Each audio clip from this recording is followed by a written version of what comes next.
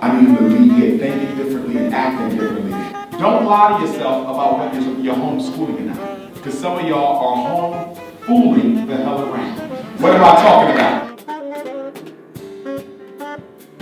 On the streets and helping bring rights and stuff to the people. Black kids outperform the children of every other culture on IQ tests up until age 5. Holistic health practitioner. Are you the proper person to homeschool your own child?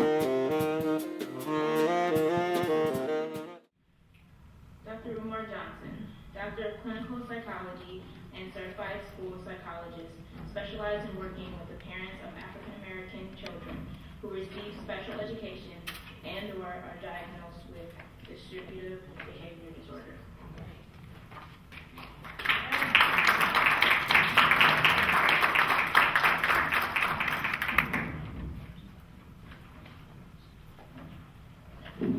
Good afternoon, everyone. How y'all doing? Detroit, Michigan. Make a little bit of noise, family. Make a little bit of noise. All right. It's an honor to be back in Detroit. My first visit since New Year's Day. Northwest Activity Center. I'll actually be back there Saturday, December the 29th. There's a fundraiser that's being undertaken to raise money for some projects in Africa. I'm not the person undertaking the fundraiser, but I was asked to come and speak on behalf of it, so make sure you guys come out to the Northwest Activity Center Kwanzaa Saturday, December the 29th.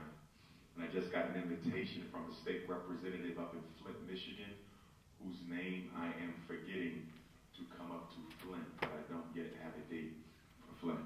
So we want to talk about the school-to-prison pipeline. We want to talk about the psychiatric drug war against our children, the learning disability hustle, the conduct disorder conspiracy.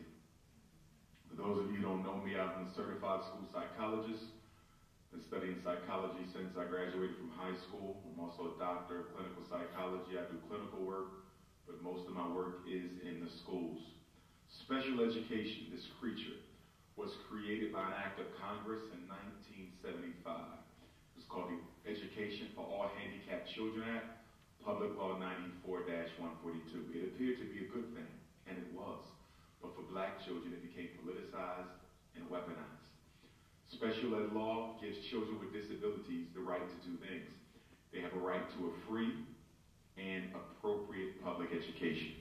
What that means is if a child has a disability, the parent cannot be made to pay for services necessary in order for that child to learn. But what do we find in Detroit and Chicago, Philadelphia and DC? We have parents of children with disabilities who are being told they have to pay for certain tutoring programs, certain summer programs, certain after-school programs. If you have a child with an IEP, you shouldn't be paying for anything. That's precisely why the state of Michigan and the Detroit Public Schools gives the school extra money to educate the child. Special ed kids are given extra money for the specific purpose of improving their education. So while our parents being asked to pay for something that's being subsidized by the state and the local district. So that's number one. And it must be appropriate. Not only a free education, but appropriate, F-A-P-E. If you're in here and you're the parent of a special ed child or you advocate for special ed children, please write down, please remember F-A-P-E, free and appropriate public education. 95% of all special ed cases are won or lost on your ability to prove that the child is not receiving an appropriate education. And that word appropriate is very controversial because it's not well defined. Appropriate doesn't mean that the school is required to maximize learning for your child, as a recent Michigan court just handed down. I read in the newspaper where they said that Detroit public schools don't have to provide children with the best education. And parents were like, well, guess what? That's true legally and nationally. Even special ed kids are not entitled to the best education. They are entitled to an education that is reasonably designed to bring about learning. That's all the bar is. It's a very low bar. So then the other law of special ed that you need to know in addition to FAPE, free and appropriate public education, is LRE, least restrictive environment. If you're black, you need to pay a lot of attention to this.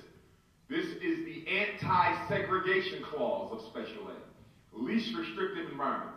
It says that if a child has a disability, they should not be in special education a second longer than what is absolutely necessary in order for them to learn. Let me say that again. If your child has an emotional disturbance, ED, they should not be in special ed any longer than what is necessary to meet their emotional needs. If your daughter has a math disability, she should be in special ed a second longer than what is absolutely necessary in order for her to learn how to count. If your grandson has a reading disability, he should only be in special ed to the extent necessary in order for him to learn how to read. But I can go into any school in Detroit, and guess what I will find? I will find black boys with math disabilities in special ed all day. I will find kids with reading disabilities in special ed all day. I will find children with mild intellectual disabilities, which they really don't have. We'll talk about that in a minute, the racially and culturally biased IQ test that they give. And they're in special ed all day. If you are the parent of a special education student who's in special ed all day, I can almost guarantee you 95% of the time the school district is breaking the law. There are some kids who need special ed all day. If you are a deaf child, you go to the deaf school all day. If you are a blind child, you go to the blind school all day. If you have severe, profound mental disability, if you have severe, profound autism, you might be in a special class all day. If you have multiple disabilities or traumatic brain injury or an orthopedic impairment, you might be in special ed all day. But we're not concerned with those disabilities. Those are what we call low incidence. That means what? Few children have them. Most kids in special ed are not in special ed for blindness, deafness, or brain injuries. They're in special ed for what? Reading problems. 75% of special ed in America is reading problems. So guess what, parents? I'm not going to put this all in the system. I'm going to put some of it on you. Because right now, what are most of y'all doing? You're out buying gifts that don't have anything to do with improving reading skill. Cell phones, video games, laptops, big screen TVs, footballs, basketballs. Your Christmas shopping is largely an investment in your son's future incarceration.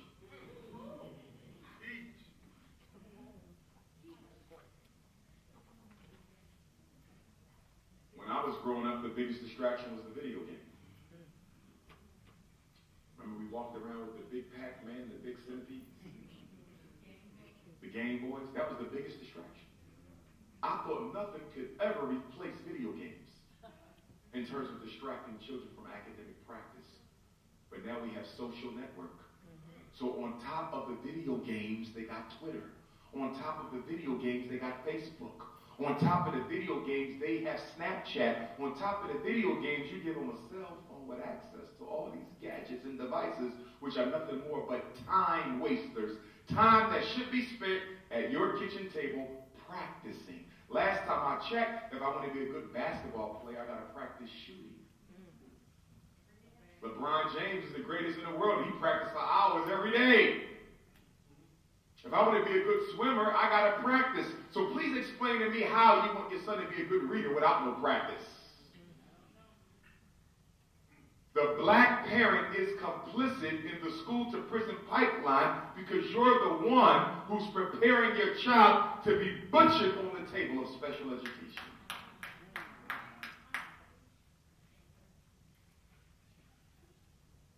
My son having a reading problem. Well, that's interesting. Last time I checked, we come from a legacy that turns 400 years old next summer, 1619. That's when we came over here. Those of us who are descendants of enslaved Africans, I certainly am. That was August of 1619. Well, guess what? Next summer, August of 2019, will be our 400 years. And for the first 200 of those 400 years, we had ancestors who taught themselves how to read. There was no special ed. There was no public school system. In fact, they learned how to read without even being able to speak good English and under the threat of persecution and death. So how is it 200 years ago Frederick Douglass could teach himself how to read, and here you are complaining that I think he has dyslexia. No, he don't. He don't have a learning disability. Guess what he got? He got a lazy disability.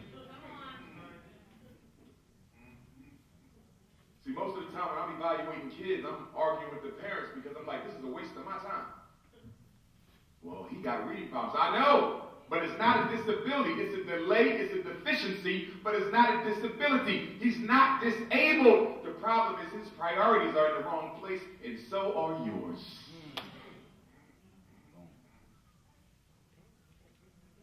The gentleman before me spoke of how we don't have consistent definitions for certain crimes and behaviors. Well, guess what? The same holds true in the world of education and mental health. There's no universally agreed upon definition of a learning disability, so how can you diagnose it if we don't even know what it is? But they say it's the failure on part of a child with normal intelligence to learn a scholastic skill. The failure on part of a child with normal intelligence to learn a scholastic skill. So let me ask you a question.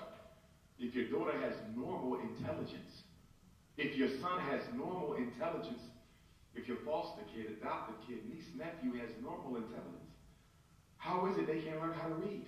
If I have normal intelligence, what is the problem with acquiring and retaining new information? Is it really me with a learning disability, or is it my parents with a parenting disability? Is it my teachers with an academic disability? Is it the school with an instructional disability?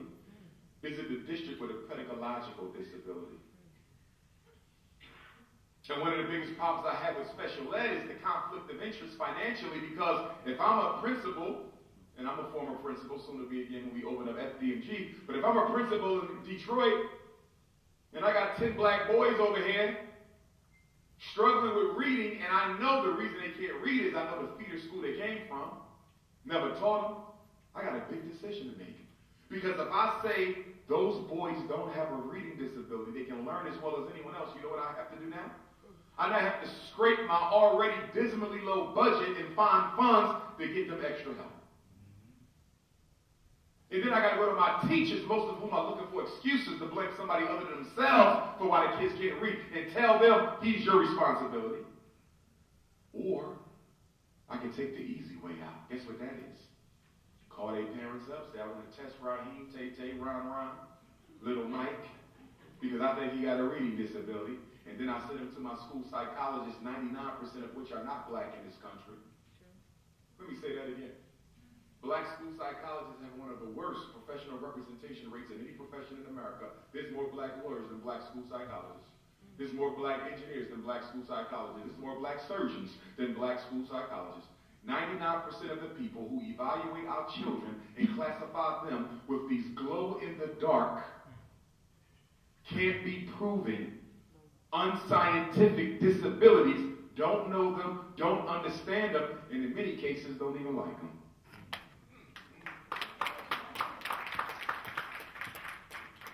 Some of you parents might say, well, what do you mean by unscientific? Don't y'all give out a bunch of tests to figure this thing out? Yeah. But what you need to understand, the tests we give only give us scores. We don't give out diagnoses. And just so you guys understand, outside of the school, we call the labels diagnoses, disorders. In the school, we call them classifications. That's the only difference. Clinical psychology, disorders, diagnoses. School psychology, disabilities, classification, same thing, two different terms. If you're a psychiatrist, you call ADHD a psychiatric disorder. If you're a psychologist, you call ADHD a psychological disorder. Same thing, just different terminology. But the reason I call it unscientific is why? You cannot prove a reading disability. You cannot prove a math disability.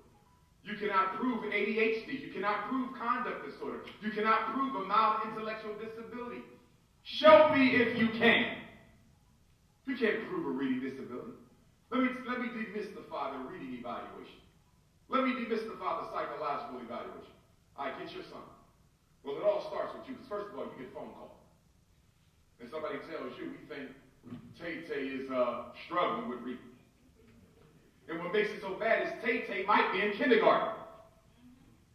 Now I got a problem with you, because I don't care if you're a psychologist or an educator or not. Common sense dictates you don't let your 6-year-old get evaluated for special education.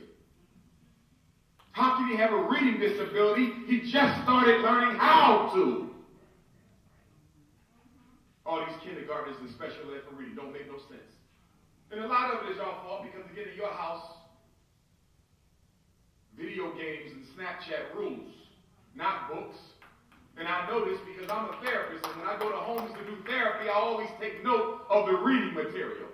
And I'm willing to bet that half of you in here, if I go into your house, I won't see a bookshelf, a nonfiction book, a dictionary, thesaurus, encyclopedia, but you out buying junk for Christmas. Talking about a school to prison pipeline, and you the one putting the pipes in place. Yeah, it's true. A lot of black children got teachers who don't care. But some of them also got parents who could care less.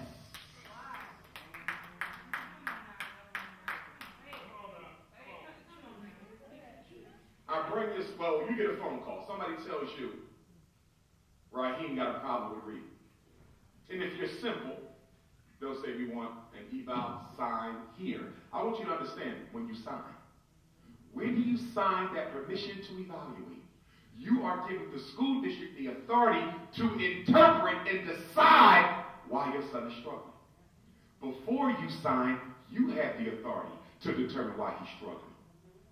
Once you give them the power, they can come back with the labels. Let me give you an example.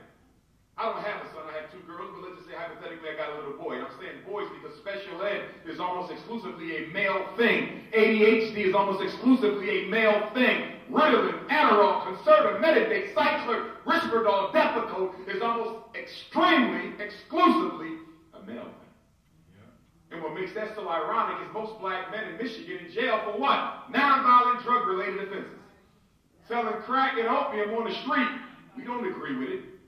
But please explain how my father can go to jail, not mine, but speaking for Raheem, my father can go to jail for 20 years selling crack, but you'll take the same crack that sent my father to jail and give it to me so I can sit still long enough to learn about Christopher Columbus. Something's wrong.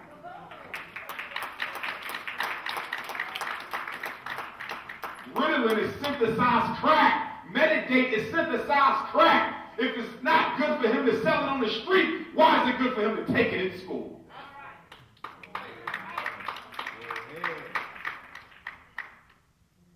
See, for me, they come to me and say, well, we think Raheem's struggling in reading. We would like to evaluate him for some services.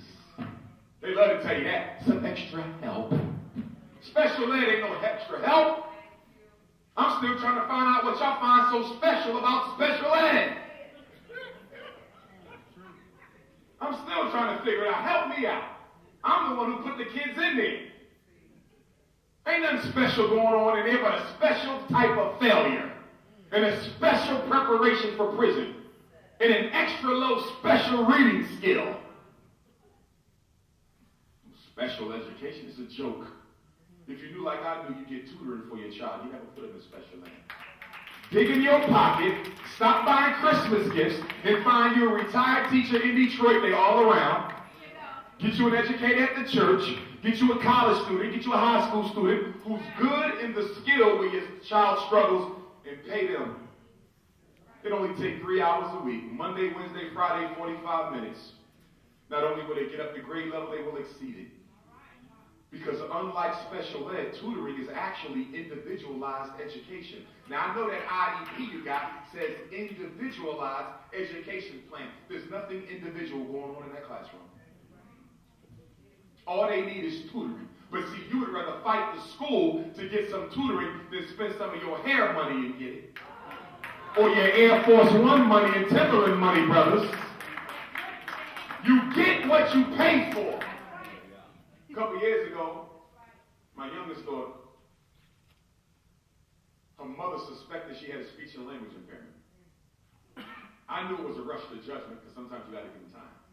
There's another problem we got. We so disability crazy. Is he autistic? I don't know. He's only 2.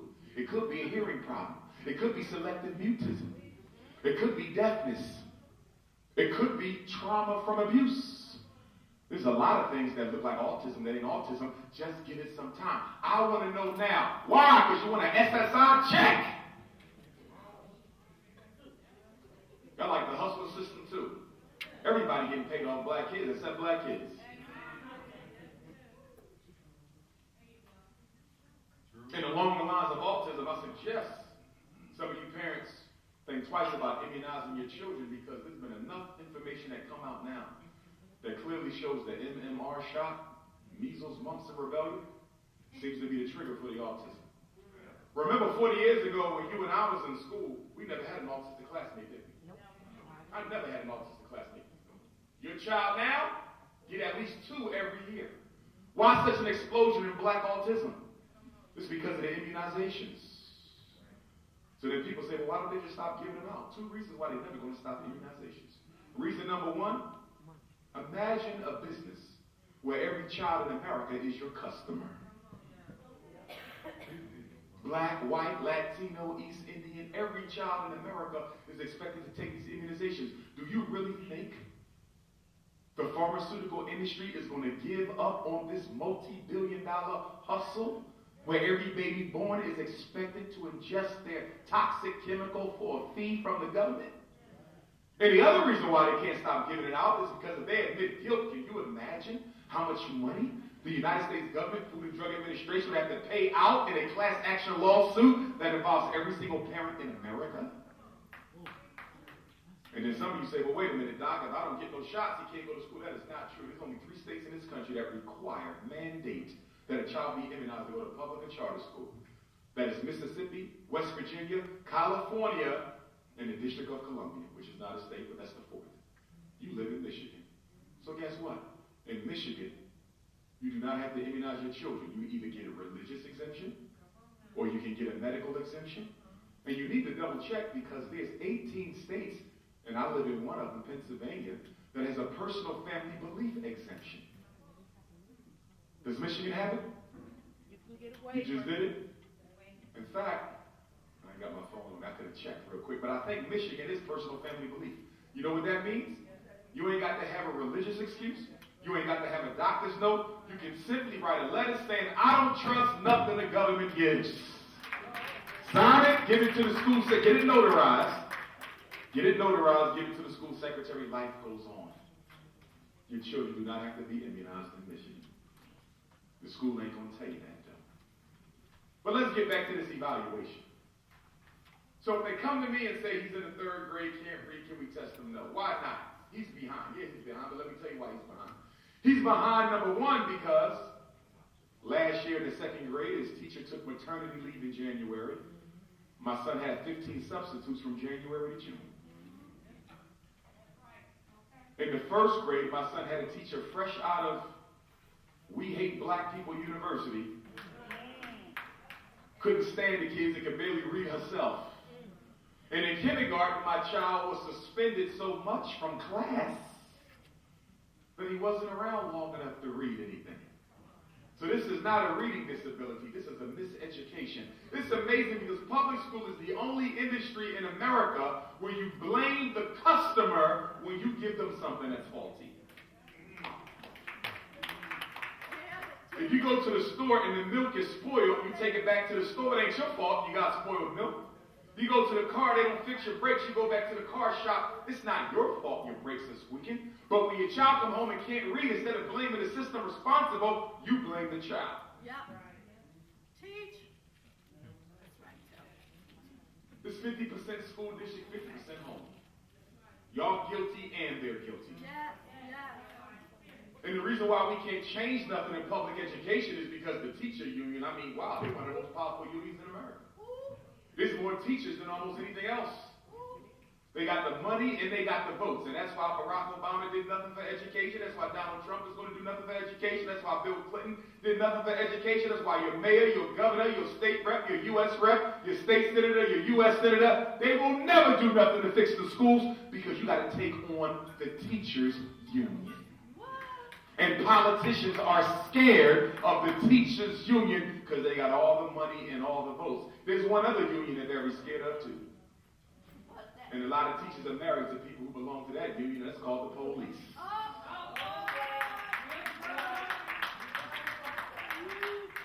That's right. You want to know why we never saw nothing done about police genocide? Why didn't Barack Obama order a United States Department of Justice investigation into the systematic, defenseless, unarmed killing of black folks? Why didn't he do that? Because everybody knows that you need cop votes and cop money to win. You need teachers' votes and teachers' money to win. Isn't it ironic The teacher miseducates your child, and then her husband locks him up once he can't get a job.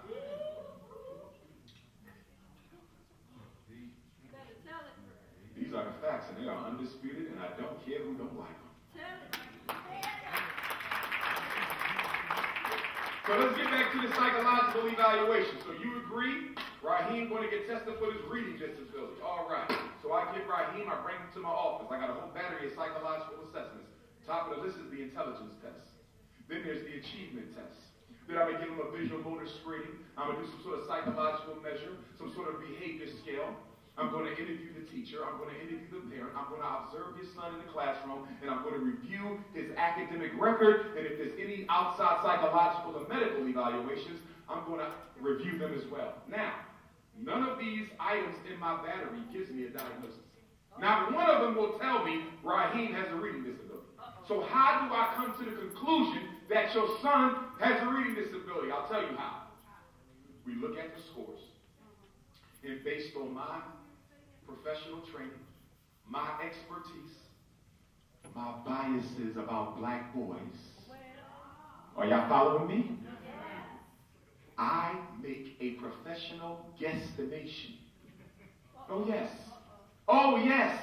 Every psychological diagnosis is a professional opinion. It is not a scientific fact. When you say my son has a reading disability, you're not stating a fact. You're stating somebody's opinion about your son that you were silly enough to believe.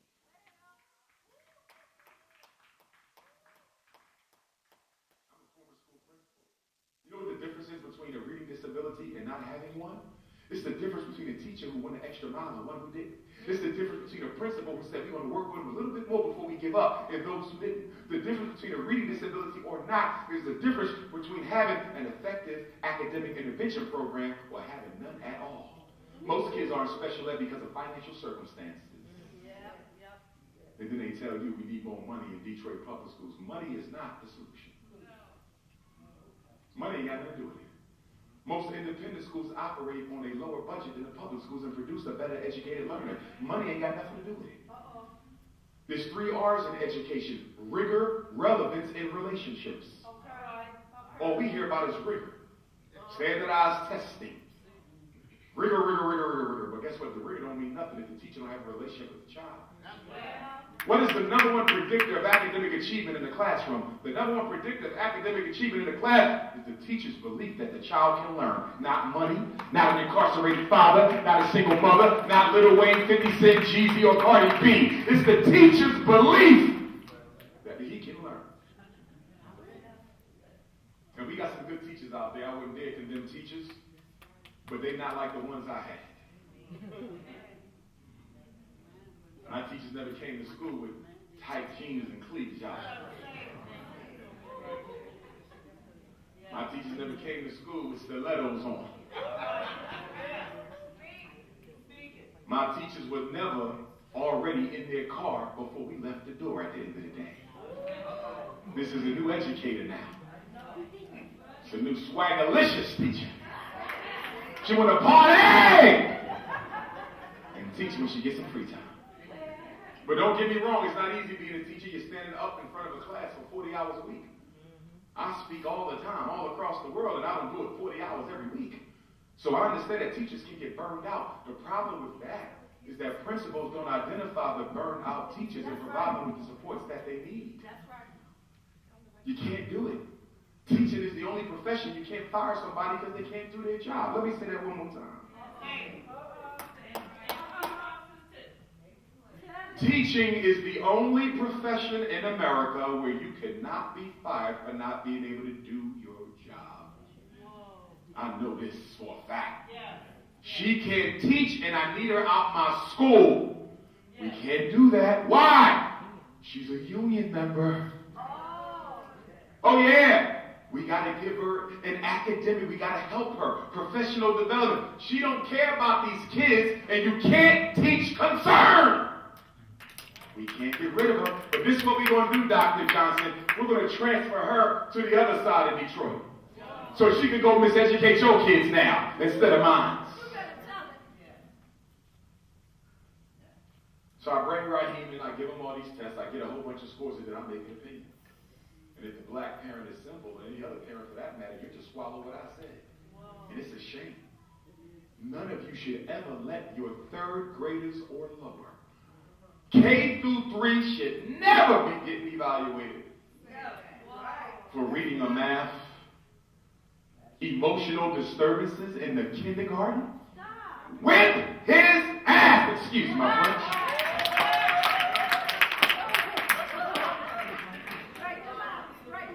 My father was a drill instructor for the United States Marine Corps. I never caught ADHD, wasn't allowed. I couldn't imagine if I come home and tell my father I was real hype, but if they didn't pay no attention, can I have some drugs? That's what they do now. He cursed the teacher out. Oh, it's not his fault. It's his brain chemistry. It's a joke. And guess who's behind this whole ADHD war? The psychiatric drug cartel.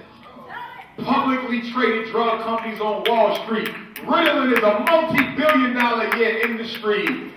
It's the most prescribed anti-stimulant drug in the world. And you know what's so interesting about Ritalin? They use it to calm down ADHD symptoms, but Ritalin is actually a stimulant itself. Ritalin is an upper, not a downer. And guess what? They don't even know how Ritalin acts upon the brain. They just know that it works. You know what that means? They're using your son as a 21st century research monkey. That's what's going on. So parents, let me give you a couple rules for the schools. And when we're done here today, you make sure you get a copy of my book, Psychoacademic Holocaust. The Special Education and ADHD Wars Against Black Boys. I got some copies here. You need to read it cover to cover. And get ready, because when they come back from Christmas break, then the evaluation requests will start rolling in. I met with a mother the other day in Philadelphia. You know what she told me? She said, all 3 of my sons got a reading disability. It runs in my family. I said, no, sister. Lazy parenting runs in your family.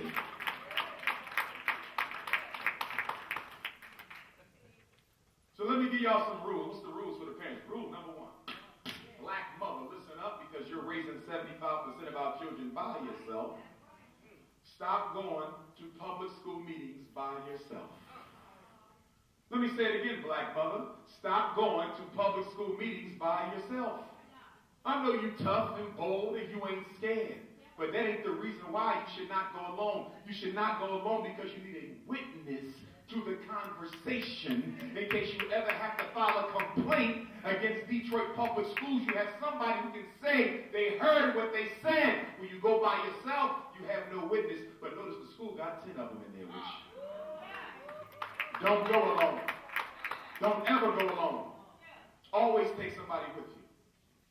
And take as many people as you want. Ain't no legal limit to that. Your family over for Christmas dinner, take all 50 of them in here. Grandpa, auntie, and start singing some Negro spirituals in the IPV. You got to balance the scales, because what they do is they get the black mother in this meeting by herself, and just by the sheer numerical majority that they have against you, they intimidate you. One mother, 10 professionals with degrees. One black mother, you got a principal and a vice principal, a principal intern, a dean of students, school nurse, school counselor, school social worker, school psychologist, PTO, reading specialist, grade leader, math coach, basketball coach, window sweeper, trash man, bus driver, lunch aide. 15 people for one black mother. The strategy is to overwhelm you and make you think they know more about your child than you do. Which takes me to my second rule. First rule, don't go to meetings by yourself. Second rule, I'm an expert at what I do. I love school psychology. Love it. But guess what? I can never know more about your child than you do. And what I'm telling you, parents in here today, never relinquish your ultimate authority over the best interest of your child. Listen, black mother, you carry And to my non-black mothers too, we're universal today. You carry that baby in your womb for 9 months. You know that baby. When your gut tells you this don't feel right, it usually ain't right. So when I talk to y'all and I say, why you put him in special ed? You know what, Dr. Umar? It didn't feel right, but they told me it was the best thing. You see what you did? You gave up your internal message from God to take advice from the demon. I don't care if Dr. Umar tells you he got a reading disability. If it ain't sitting right with you, it probably ain't right. After all, it's an opinion anyway. Who's to say their opinion is worth more than yours? And for those of you who got kids who really need special ed, really got a real problem, not just made up lazy crap because too many Christmas gifts. I mean a real problem. He got autism for real. Speech and language for real. Profound mental disability, intellectual disability, formerly mental retarded, for real. Then guess what? You got to work that IEP team to get the best education for your child. You got to work. See, what y'all parents need to understand is in the schoolhouse, most educators, principals, and teachers, within the first month of school, we done already made up our mind who the 10 parents who we better not mess with that year. Are y'all following me? It's the blacklist. We don't call them. We don't suspend their kids. They ain't never going to be special educated. Because they know you coming down there to bring the house down. Rollers in your head and everything. And my question to you is, are you on that blacklist? It's not an official list. It's in their mind. But they know who they can get away with it. That's right. 2 boys in the same class, both of them struggling in reading. One of them going to go to special ed, the other one going to get work with more. You know what the difference was? A parent didn't play around. But see, some of y'all don't show up for meetings.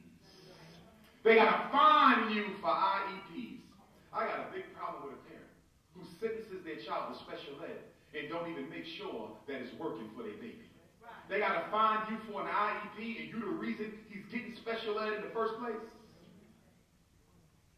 And by the way, the IEP team got 3 responsibilities. 3. Program. They decide what your child is going to be taught in the disabled skill area while they're with the special ed teacher. Program. What are they going to learn in special ed? Second responsibility of the IEP team is placement. Where are they going to receive their special ed help? Are they going to get it in the regular class? See, some of y'all never heard of that. Wait a minute, what you mean the regular class? I mean special ed is a program, not a placement. So your child can stay in the regular class, and the special ed teacher goes into the regular class and works with your son while the main teacher is at the front. They never offered me that. Of course they didn't, because you chumps, and they know they can get away with it. Is he going to be part-time special ed, 50% of the week? Is he going to be full-time special ed, in there all day? Is he going to be homebound instruction where he stayed home and we send a teacher to him? Is he going to go to an approved private school? There's a lot of special ed placements, but why is the only one they gave you full-time? You know why he's in a full-time class? Because the only reason his teacher recommended him for special ed in the first place is for behavior problems. That boy can read, he can count, he's probably the smartest one in the grade, but because he can't sit still, the teacher fabricated a learning disability. I go into schools where the special ed kids are smarter than the regular kids. How can that be? Not only that, guess what I find in my work? Guess what I find in my work? In my own personal work, 25% of the so-called ADHD African American boys are mentally gifted. And the reason they can't sit still, the work is too easy. They're not being challenged. Oh, he's too hyper. You know why? Your problem teacher, that 7-year-old smarter than you. I'm serious. I've had kids come into my office and say, listen, Dr. Johnson, I'm going to tell you what's going on. I've had kids tell me, the work is too easy, the teacher is boring. And then I do the eval, 150 IQ, genius. And then I go back to the principal with that. Principal looks at me, Dr. Johnson, what are we going to do? I don't have nothing for him. I said, that's the problem with public school. The only thing I focus on is kids with problems. What about kids with talents? There's nothing for the kids with talents. And then the other problem we got with the school system is it's dominated by women. Ladies, I love you. No. You got to shame the devil. No, let's be real now. I'm not picking on women because I know your struggles. But we're talking about the fact that public school is a female's queendom. And when boys go into female-dominated institutions, they're expected to act like little girls, and when they can't, they get diagnosed with disabilities. Listen, girls have estrogen, boys have testosterone. When a girl goes through puberty, what do y'all do? Y'all sleep all day. When a boy goes through puberty, what do they want to do? Run, jump, climb, crawl, football, tackle. And the problem is public school isn't designed to deal with the developing male child, black or white. It only works for girls.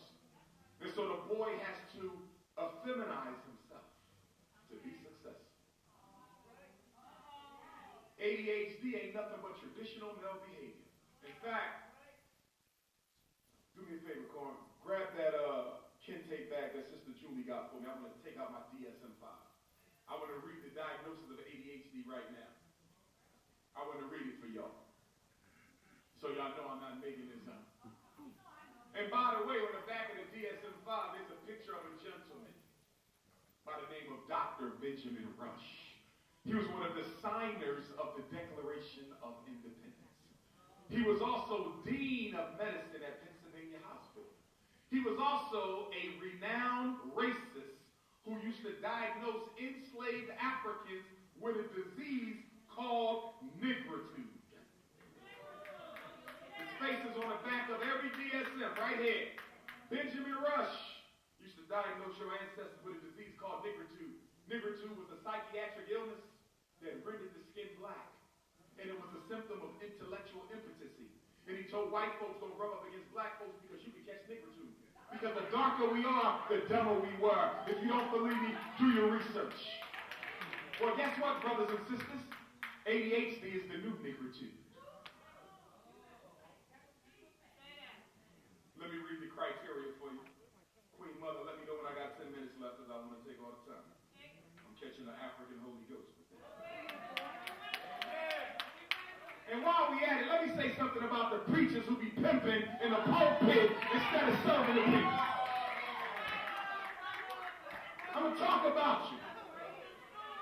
The black church has been interestingly missing in the 21st century from every struggle black folks are having. Y'all not dealing with schools. Y'all not dealing with jobs. Y'all not dealing with prison. Y'all not dealing with police genocide. But yet we giving you $8 billion a year for what? All that money and no institutions. Jesus don't need no money. And he don't need a Mercedes either. Hustling black people's faith in the Lord for a personal payday. But I'm not going to blame the preachers. And it's not all of them. We do got some good pastors out there, but I'm going to blame y'all who keep on going anyway. We up here talking about how the Chinese store and the Korean store robbing Detroit, but what about the black church? They robbing us too. Most black churches got your money in a white bank, and the white bank that the black church got your money in is financing the black ethnic cleansing out of Detroit, and they paying the white folks to come in and take over your neighborhoods, and they're using your black Jesus money to do it.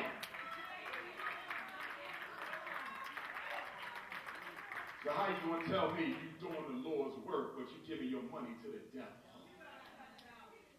The black church is financing black gentrification. Every black church should have a black bank of their own for community development and infrastructure. You know what's sad? There's not a city in America, not one, not a black community wherever you go, where you can find a supermarket, a hospital, a bank, and a school that we own. nowhere in America. I'm going to go further. You can't even find it in the Caribbean. I'm going to go further. They ain't got it in Canada. I'm going to go further. Just came back from Europe. They ain't got it in France. They ain't got it in England. They ain't got it in Austria. They barely got it in Africa. What you go through in Detroit, we go through globally. It's a Pan-African problem. Let me read ADHD. Listen up, parents. If your son is taking crack for kids, I want you to listen to the criteria by which they determined he needed dope. Listen. Fails to give close attention to detail. Has difficulty sustaining attention. Does not listen when spoken to directly. Does not follow through on instructions. Has difficulty organizing tasks.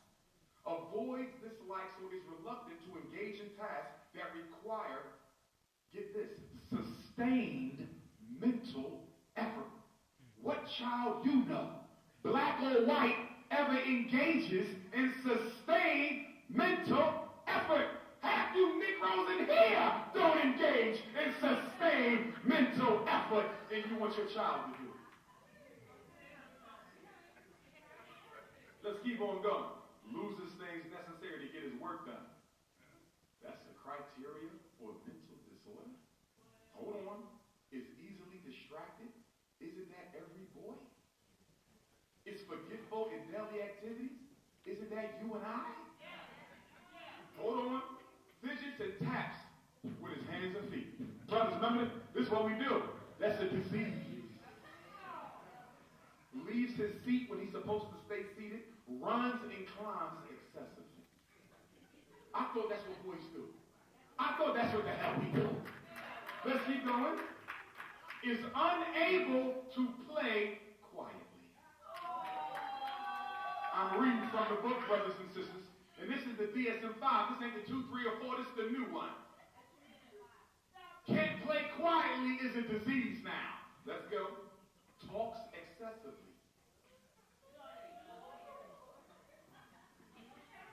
God strike me down if I'm making it up. Blurts out answers. Interrupts other people when they're talking. And has difficulty waiting their turn.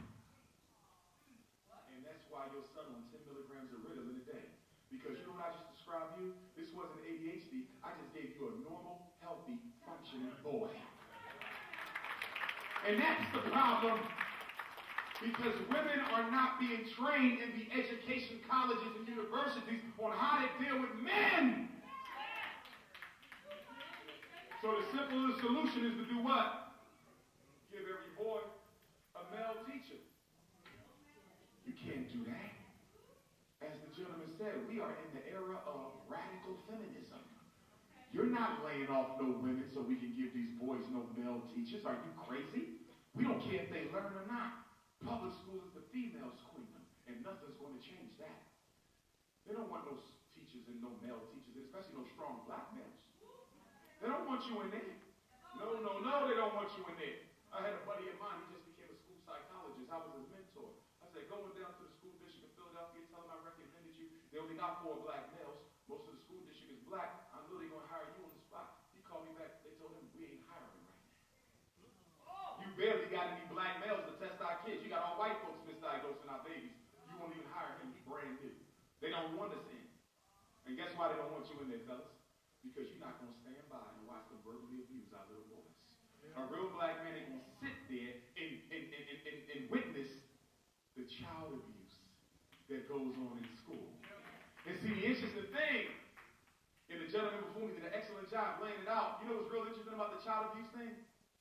Is they never charge teachers with it.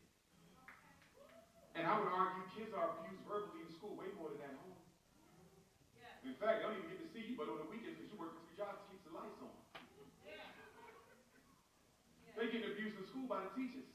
Oh yes, talking to them like dogs.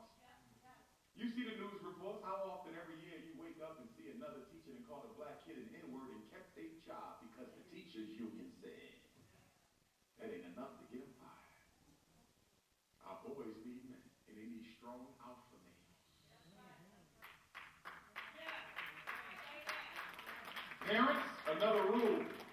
Don't sign anything unless you read it 5 times at home, because there's probably some technology in it. Don't never sign on the spot.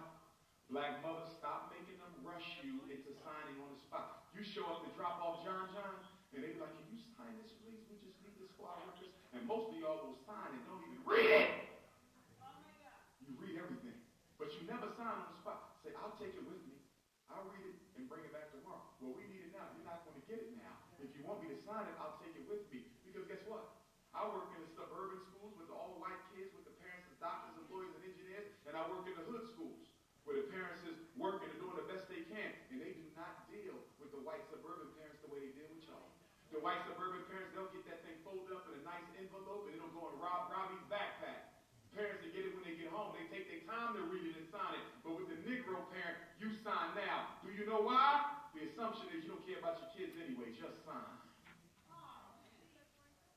And then you got to be real careful. Never sign.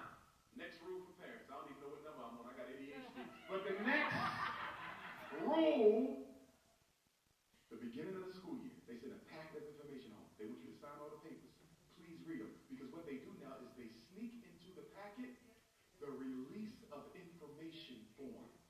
Never sign the release of information. You know what that is? That's the form that gives the school permission to talk about you and your child behind your back to the pediatrician, the counselor, child protective services, the welfare folks. Why would you ever want to give them permission to discuss your child with any service provider?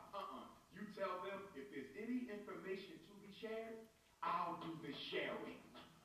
You don't sign no release because what they do is they get in bed with the pediatrician and the psychotherapist, and the next thing you know, Child Protective Services, as he described, showing up at your door. We got a complaint, anonymous. It wasn't anonymous. You know exactly who it came from. Miss Slurbanowski made the call. And for my ADHD parents, if you don't believe in ADHD drugs, crack for kids, you don't believe in ADHD evaluations. Pay attention to me, because a lot of y'all can get played this school year because you're hard-headed.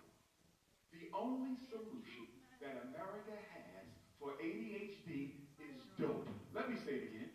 The only solution America has for ADHD is dope. So if you don't plan on drugging your child, why is he getting evaluated for ADHD? Because once he gets the label, guess what they're going to do? They're going to tell you he needs medicine. I see it every day. And you would say, I'm not giving my son no medicine because I was reading up on medicines and they kill brain cells. They cause early balding. They can stunt my son's growth. They can trigger schizophrenia. They can mess with his blood. They can cause organ failure, take disorders, nightmares, suicidal ideation, and most importantly, they can affect his ability to have children later in life. I'm not giving my son no dope. And guess what they're going to say? He has a diagnosed condition. He needs the medicine. And since you don't want to give it to him, we're going to take your children. And they don't just take the one kid. They take them all. And guess who they're going to give them to? The number one group that is being given black children to foster care are same-sex couples and families.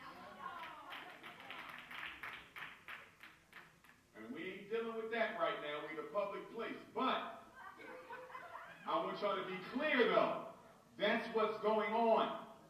That's what they will take your kids if you don't give them that crack. So don't get them evaluated. Y'all need to learn how to just say no. What's wrong with saying no? Y'all feel like I got to sign everything the school gives you. Learn how to say no. I know you get hypnotized when you get in front of white folks and you can't think. I know how it goes. But you got to learn how to say no. And you prevent all that crap. They can't force the eval, but they can force the dope after the eval. They can't force you to put your child in special ed, but they can force you to keep them in. You know what I call ADHD? I call it what it really is. Ain't no daddy at home disorder. ADHD. You think I'm making it up? Let's do the history. When did we get ADHD? Excuse me, ADD was first. 19 1980. Is that a coincidence? That's the same time the CIA dropped crack cocaine off in the black community to crush the Black Power movement. So guess what? While the CIA was drugging up his mother and father, they started drugging him up in the schools with Ritalin. But guess what? There's no drug that can make your child pay attention. So when they came out with attention deficit disorder, ADD, the drug companies wasn't making no money because there's no drug that can make you pay attention. So 7 years later, in 1987, they added the unholy H, hyper. And guess what they do now? There's no more ADD. So if your son or daughter is only inattentive, they still get diagnosed with the full-blown ADHD. And guess why they inattentive in the first place? Because the teacher is boring. Remember earlier I said the first R is relationships. Child got to trust you in order for you to teach. The second R is relevance. Your lesson plans got to be relevant to the children you're teaching, or the lesson will be missed or ignored. Yeah. It's not his job only to pay attention. Yeah. It's your job to keep his attention. I remember when I was last principal, I told my teachers first day, I said, let's be very clear about something. The children in this school, nor their parents, will ever be an excuse for why you don't do your job right. If you believe you need the parent in order to do your job, quit and let me find somebody who can do it without the parent. Listen to me. I'm not saying you're not important. I'm not saying you're not critical. Lord knows a parent who cares is going to make the job a whole lot easier. But I'm saying black folks been teaching black kids with parents who was nowhere in the picture since times immemorial. If we can do it then, we can do it now. Stop making the parents the scapegoats. And then we got to talk about the fact that the reason why we have so few good teachers in the hood is because the teachers union has created a system where the longer you've been teaching, the more power you have over where you teach. So guess what happens? After 5 years, Miss Slurbanowski, who was one heck of a reading teacher, she done left the ghettos of Detroit and she done moved out somewhere else. And you're like, what happened to her? She was so good. Her seniority gave her right to opt out of teaching the Negro babies. And then guess what? Student loan forgiveness programs. Most of the teachers ain't teaching in your school because they want to help our kids. They did because Barack Obama got that 5 years and will pay off your whole student loan debt. That's why all the good teachers, even some of the black ones, abandon our kids after 5 years once their loans get paid off. 400 years after slavery, and you are still the #1 commodity in America. As I prepare to wrap up, I want to say this. It hurts my heart that we even got to go through this whole special ed thing. It hurts my heart that I got to help you save your child when black women spend over $12 billion a year on weaves and perms. I'm not picking on you, ladies. I'm not picking on you. Lord knows you got to get that new growth in before you switch out. It hurts my heart because black men, brothers, are spending $2 billion a year on Air Jordan. $4 billion on liquor. In 2017, black folks bought twice as many Mercedes-Benz as white folks, but you have less than 1/3 of the wealth of white America. What is it about Mercedes-Benz in your African DNA that you just got to drive one? You know why?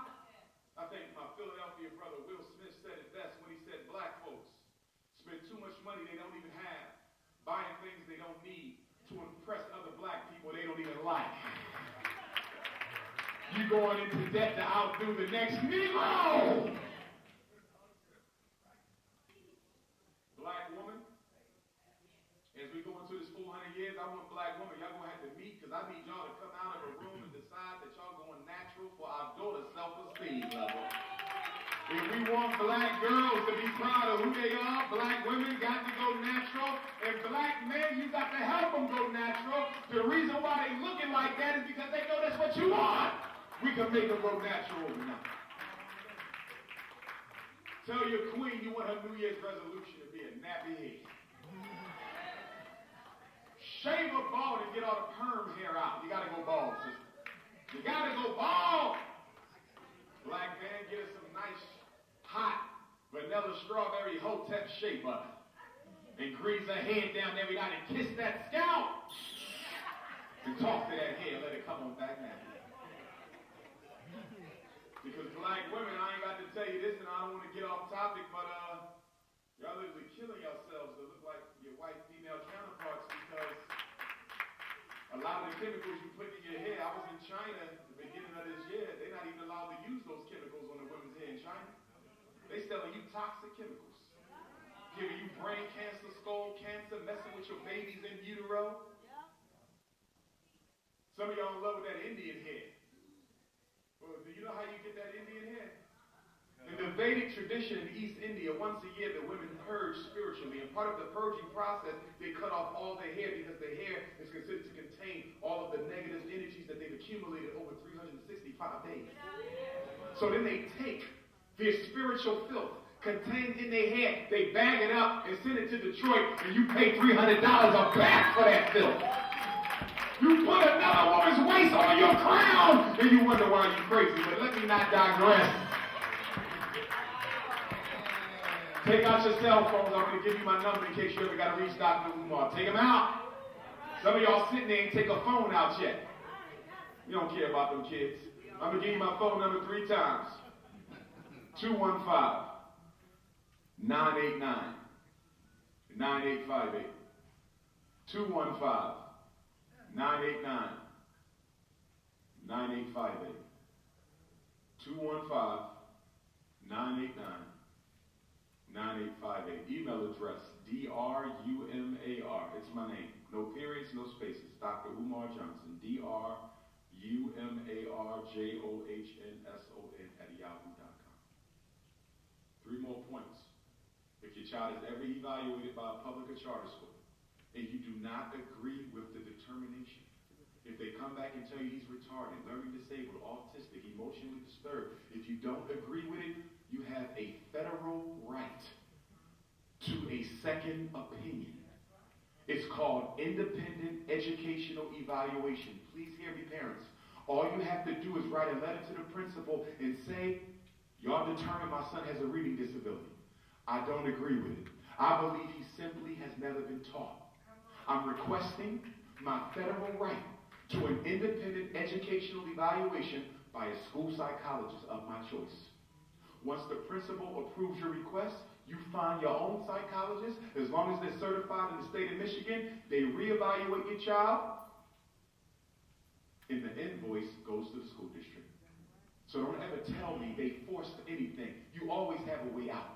And if you feel that the school isn't treating your child fairly, you take them to due process with the state of Michigan, and they will send a hearing officer out to hear your complaint in the school's defense, and they will decide who's right or wrong. And if your child been in special ed and they still ain't doing no better, been in special ed, still can't read, been in special ed, still can't count, been in special ed and more crazier now than he was when he went in, do you know that the federal law says if a school district cannot meet the special ed needs of a special ed child, they have to pay for that child to go to an approved private school? That's the law. I help parents do it all the time, but let me tell you the problem with y'all. And I have white parents, Arab parents, I help them all. But let me tell you why it's hard for me to help black parents win the private school placement. What's the first thing I'm going to ask you for when you call me up? Dr. Umar, I need you to help me get my son in private school. He's been in special ed 8 years, still can't read. First thing I'm going to ask you for, I need to see all of your son's paperwork. Every eval. 1st grade, 3rd grade, 5th. And guess what you tell me? I don't know where it's at. Y'all keep horrible records. Black parents, you keep horrible records. Start keeping good records. You got 3 kids, you got 3 binders every year. By the time they all graduate from high school, you got 36 binders. You keep the report cards, the teacher's notes, the psychological evals, the IEP. Keep it all because one day it may save you. Because that's what they do in schools. They will forge your signature.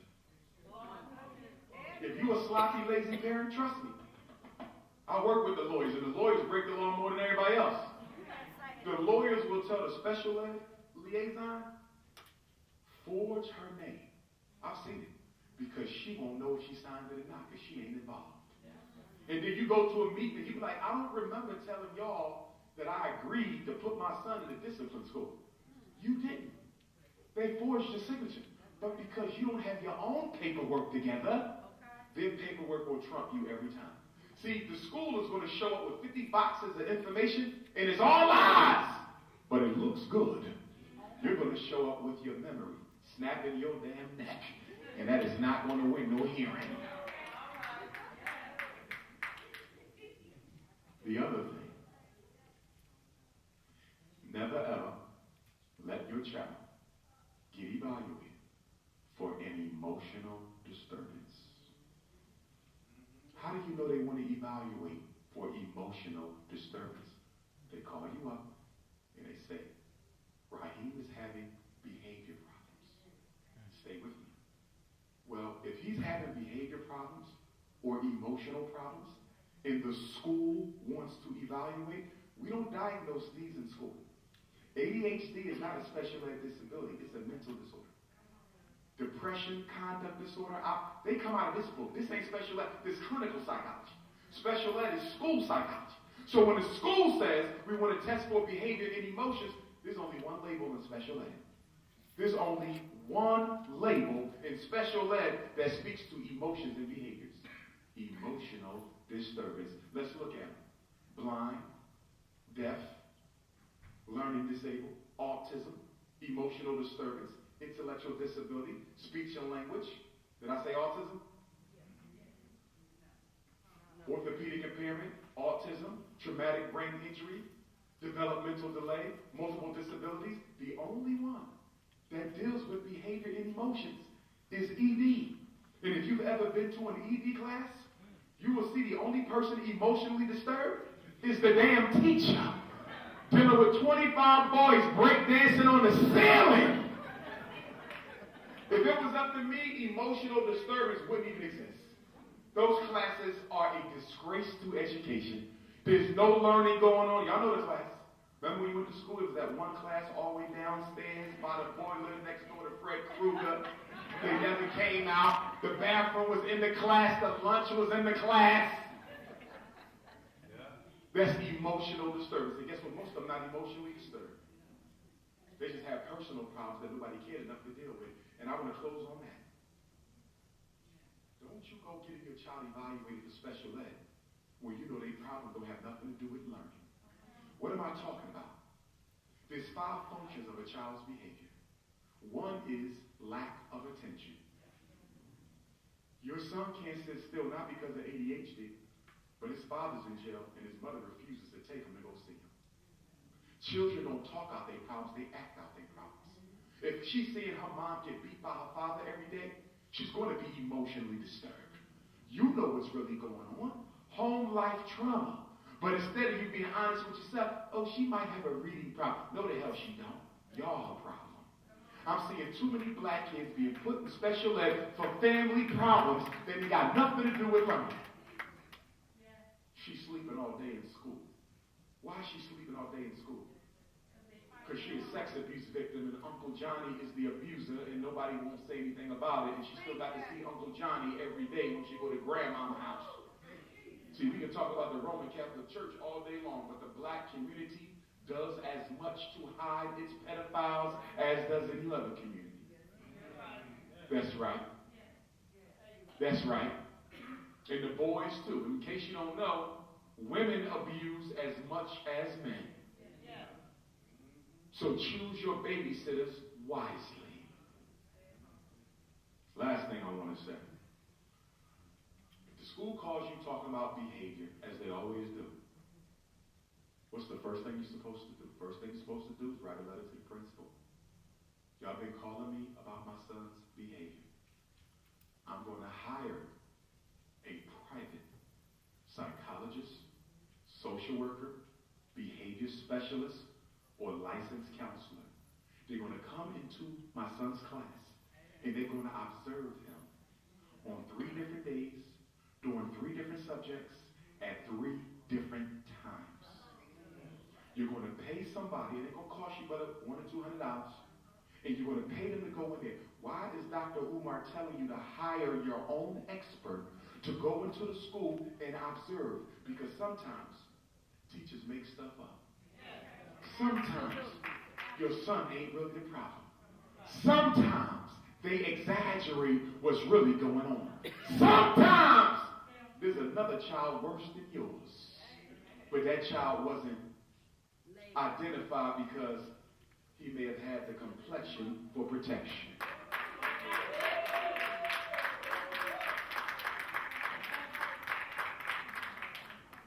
Why 3 times? Because if they only observed your child once, what if he had a really bad day and did terribly? That ain't who he really is. What if he had a really good day and done well? That ain't who he really is. So the reason they need to do 3 is to reduce the likelihood that the observation was a fluke. If I observe him the first week doing math at 8 o'clock, and I observe him the second week doing reading at 1 o'clock, and I observe him the third week doing history at 3 o'clock, and I ain't seen no problems, chances are it ain't none. But guess what I did find out? I found out that the whole damn class is off the hook. So, y'all follow me? This ain't about one child. This is about a teacher who don't have no classroom management skills.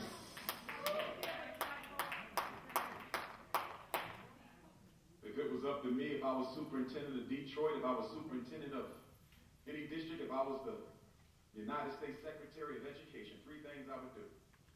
Number 1, I'm going to have a massive black male teacher and principal recruitment drive.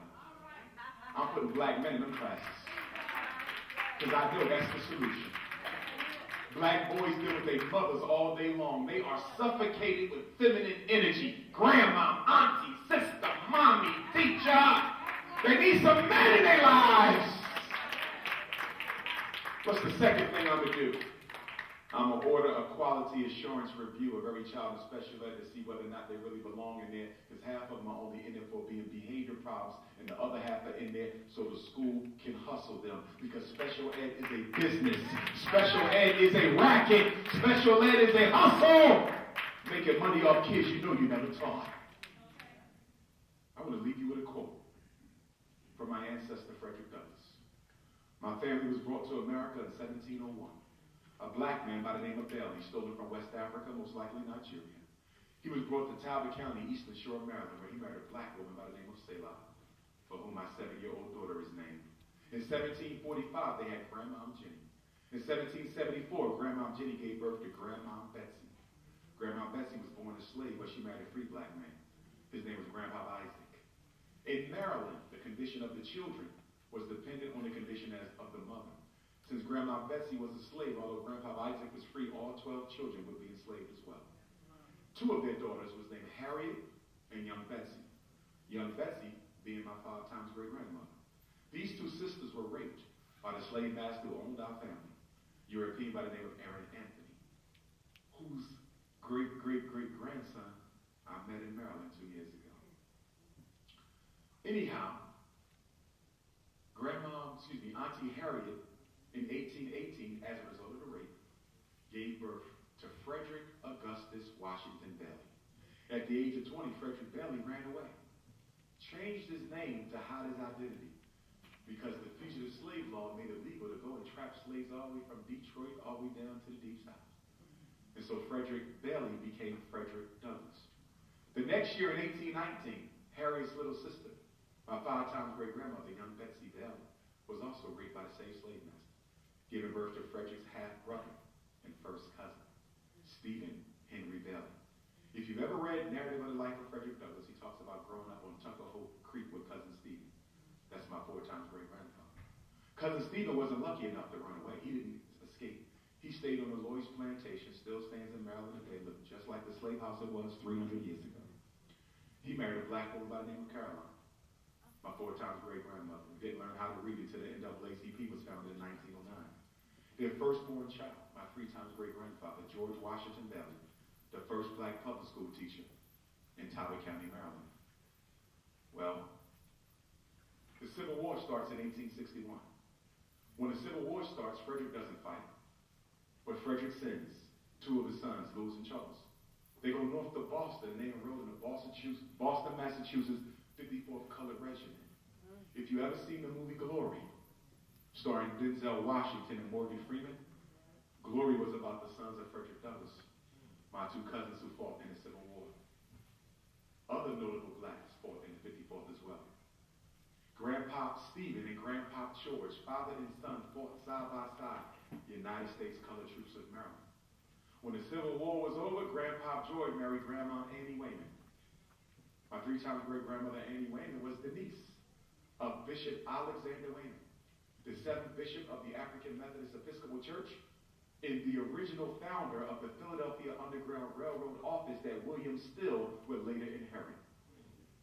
They then gave birth to Grandma Caroline. When her parents died, she moved from Maryland to Philadelphia to live with her older sister. She gave birth to Grandma Vivian. Grandma Vivian married a Spanish-speaking Cuban immigrant from Havana, Cuba, my great-grandfather Cicero Miles, who I met just before he died. And they gave birth to my grandma Ida, who we just lost April 30th of this year. She married James Johnson, and they gave birth to Jamal. And he married Barbara.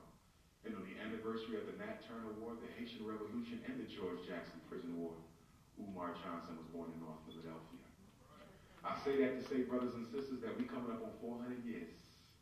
And we got to make some serious changes if we want to survive another century in this country. We got to deal with things that nobody had to deal with before. We got a sexual confusion war. We got a multicultural war. We got a feminist campaign putting a black woman against a black man. We got all kinds of problems, but I know we can overcome them if we would only come together. Do you realize we got all the degrees? We got all the money. We got all the know-how. We got all the expertise. The only thing we lack is the psychological resources to get it done. In Detroit, you are the blackest city in black America. You are the most densely populated black community in this country. So it makes no sense for you all not to be the example for the rest of us, the vanguard for the rest of us, showing black America how to get it done. On January 1st, I'll be announcing the location of the first Frederick Douglass Market called the Academy, so make sure you're on your YouTube, and make sure you're on your Instagram. I'm going to go live on Facebook, not YouTube. They kicked me off. I'm going to go live on Facebook, Dr. Umar Ifatunde, and on Instagram, at Dr. Umar Johnson. The first school won't be in Detroit, but I tried to get it here. I fought for 2 years to get the Academy in Southfield. Y'all know what I'm talking about. In Southfield, that Academy in Southfield used to be a charter school owned by two black men who wanted 1.5. I asked the brothers, I said, we got $750K. Let me give you this half. And let me work the rest of it off. Give me a lease to own. They refused. Greedy Negroes. The school is just sitting there. Nobody's using it. It's in good condition. Don't need no work. Gym, yard, the whole nine. So this is what I'm telling y'all today. Even though I'm opening up the first school elsewhere, I have a special affinity for Detroit because of the support I've always gotten here over my career. I want to put that second school here. So if any of y'all know those brothers who own that academy in Southfield, you need to get on the phone and say, what's the problem, brothers? We got a brother who need this, our kids need it, and it's just sitting here rotten because y'all think somebody coming with $1.5 billion. They're not coming! Because charter schools is pretty much done with by now. If you ain't got one, you ain't getting one. So that's my story, brothers and sisters. If you want to work at the school, send me your resume. We need teachers. We need people who can grow food and crops. We need hydroponics and solar energy. We need African martial arts, self-defense. And you can send that resume to fdmgresumes@gmail.com. But you got my cell number, so you can text me for that. If you want to donate to the school, text me for that. And I'll close lastly with the Frederick Douglass quote. Frederick said, if there is no struggle, there is no progress. Those who profess to favor freedom and deprecate agitation are like men who want crops without plowing up the ground. They want the rain but can't stand the thunder or the lightning. They want the ocean, but they're scared of the awful roar of the waters. Frederick said, a man may not get all he works for, but you will work for everything that you get. And he who wants wants to be free must himself strike the first blow. He said, if you want pity from a man, why do you ask for respect? The man who pities you can never respect you. And the man who respects you has no need for pity. He said, for 20 years, I prayed on my knees to God for freedom. But the good Lord gave Frederick Douglass no freedom until I got up off my knees and started praying with my feet. He said, power concedes nothing without a demand. It never did and it never will. And the Honorable Marcus Messiah Garvey, who gave us this red, black, and green flag, said, without confidence in yourself, you are twice defeated. But with confidence, you have won even before you have started. Marcus Garvey was once asked, are you an African or are you a Jamaican? And the leader and builder of the largest black organization in modern history said, you asked me, am I African or am I Jamaican? And I say, I would never ever give up a continent for an island. I am African. Black power, brothers and sisters.